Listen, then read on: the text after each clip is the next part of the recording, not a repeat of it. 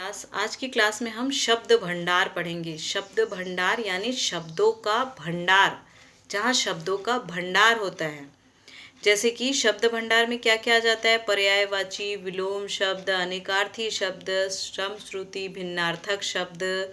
इस प्रकार के अनेक शब्दों के लिए एक शब्द जो होता है, ये सारा कुछ आ जाता है शब्द भंडार, जहाँ पे इकट्ठा होते हैं, इतनी सारी चीजें एक साथ एकत्रित होती है, ये कहलाता है शब्दों का भंडार। तो इसमें क्या क्या होते हैं? जैसे कि फर्स्ट है पर्यायवाची शब्द। तो पर्यायवाची शब्द क्या होता है? पर्यायवाची शब्द लगभग ऐसे होते हैं जिसमें कि अर्थ जो है बिल्कुल एक समान होते हैं। किसी एक शब्द के एक से अधिक और जो अर्थ लिखे जाते हैं वो कहलाते हैं पर्यायवाची शब्द। तो इसके बहुत से उदाहरण दिए हैं चैप्टर 7 में, आपके पेज नंबर 52 में बहुत सारे उदाहरण दिए हैं कि किस प्रकार से एक के पर्यायवाची जो है और भी अनेक हो सकते हैं, मतलब एक शब्द के और अनेक अर्थ हो सकते हैं। इसी क्रम में आगे है विलोम शब्द। तो विलोम का अर्थ आप सभी को ज्ञात है। विलोम का अर्थ होता है उल्टा अर्थ देने वाले शब्द। जो शब्द उल्टा अर्थ देते हैं, जस्ट अपोजिट बताते हैं, वो कहलाते हैं विलोम शब्द। तो इसके भी आपके बुक में बहुत सारे उदाहरण दिए हुए हैं। इसके बाद है अनेकार्थी शब्द, यानी एक ही शब्द के एक से अधिक अर्थ, अनेक अर्थ देने वाले। अनेकार्थी का अर्थ ही होता है अनेक अर्थ देने वाले। तो ये शब्द किस प्रकार से होते हैं? जैसे कि अंक। अंक के दो बहुत ही अलग अलग, दो बहुत ही बिल्कुल अलग विपरीत टाइप के शब्द जो होते हैं, उसका अर्थ होता है अंक। जैसे कि गोद और एक संख्या, तो ये दोनों से कोई मेल नहीं है, दोनों बहुत ही अलग शब्द के अर्थ हैं, मतलब अर्थ है इनके, लेकिन एक ही अंक से इसके दो किस प्रकार से भिन्न अर्थ होते हैं, अनेक अर्थ। इसका नाम ही है अनेकार्थी, यानी एक शब्द के एक से अधिक अर्थ निकालना। तो इसके भी आपके बुक में बहुत से उदाहरण दिए हैं, इन सबको आप पढ़ लेंगे।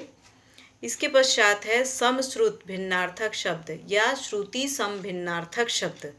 इस शब्द में एक समान बोलते समय, उच्चारित करते समय थोड़ी सी मात्राओं का बस फर्क होता है और उनके अर्थ अलग होते हैं। जैसे कि अंक और अंग। अंक का अर्थ होता है गोद, लेकिन अंग का अर्थ होता है हिस्सा।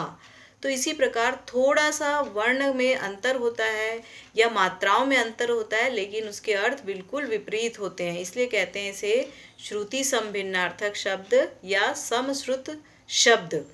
तो जो समश्रुत होते हैं, यानी बोलते समय, उच्चारित करते समय एक समान लगते हैं, बस थोड़ा सा अंतर होता है, लेकिन उसके अर्थ बिल्कुल ही अलग होते हैं। इसके बाद है अनेक शब्दों के लिए एक शब्द। तो इस बात से ही पता चल रही है, शब्द से ही पता चल रहा है कि अनेक शब्दों के लिए एक शब्द, यानी एक शब्द में उत्तर दो।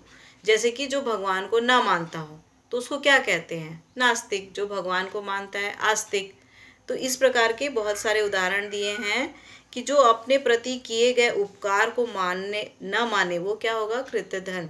तो इस प्रकार से बहुत सारे उदाहरण दिए हुए हैं कि किस प्रकार से अनेक शब्दों के लिए एक शब्द होता है।